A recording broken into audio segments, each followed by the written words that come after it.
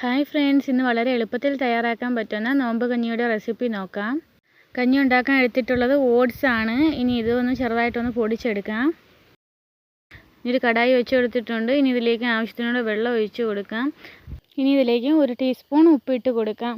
വെള്ളം തിളച്ചതിന് ശേഷം അതിലേക്ക് പൊടിച്ച് വെച്ചിരിക്കുന്ന ഓട്സ് ഇട്ട് കൊടുക്കാം. ഇനി ഇത് നല്ലോണം ഒന്ന് മിക്സ് ചെയ്ത് കൊടുക്കാം. നല്ലോണം കൈ വിടാതെ തന്നെ ഇളക്കി കൊടുക്കണം, ഇല്ലെങ്കിൽ പെട്ടെന്ന് കുറുകി പോകും. കുറുകുന്നതിനനുസരിച്ച് വെള്ളം ഒഴിച്ച് കൊടുക്കാം. അരമുറി തേങ്ങ, 1 കഷ്ണം ഇഞ്ചി, 3-4 അല്ലി വെളുത്തുള്ളി, ഒരൽപ്പം ജീരകം, 1/4 ടീസ്പൂൺ മഞ്ഞൾപ്പൊടി, ആവശ്യത്തിന് വെള്ളം ഒഴിച്ച് മിക്സിയിലിട്ടൊന്ന് അരച്ചെടുക്കാം. ഇനി അരച്ച് വെച്ചേക്കുന്നത് കഞ്ഞിയിലേക്ക് ഒഴിച്ച് കൊടുക്കാം. നല്ലവണ്ണം മിക്സ് ചെയ്ത് കൊടുക്കുക. ഉപ്പ് വേണമെങ്കിൽ ചേർത്ത് കൊടുക്കാവുന്നതാണ്. ഇനി ഇത് കുറച്ച് നേരം തിളച്ചതിന് ശേഷം ഫ്ലെയിം ഓഫ് ചെയ്ത് കൊടുക്കാം. കടുക് വറുക്കാൻ ആവശ്യത്തിനായിട്ട് ഉരുളി വെച്ച് കൊടുത്തിട്ടുണ്ട്. ഇനി ഇതിലേക്ക് ആവശ്യത്തിനുള്ള വെളിച്ചെണ്ണ ഒഴിച്ച് കൊടുക്കാം. 1/2 ടീസ്പൂൺ കടുക് ഇട്ട് കൊടുക്കുന്നുണ്ട്. കൊച്ചുള്ളി, വറ്റൽമുളക്, കറിവേപ്പില, കുറച്ച് കപ്പലണ്ടി, ഇതെല്ലാം കൂടെ മൂപ്പിച്ച് കടുക് വറുത്ത് ഒഴിച്ച് കൊടുക്കാം.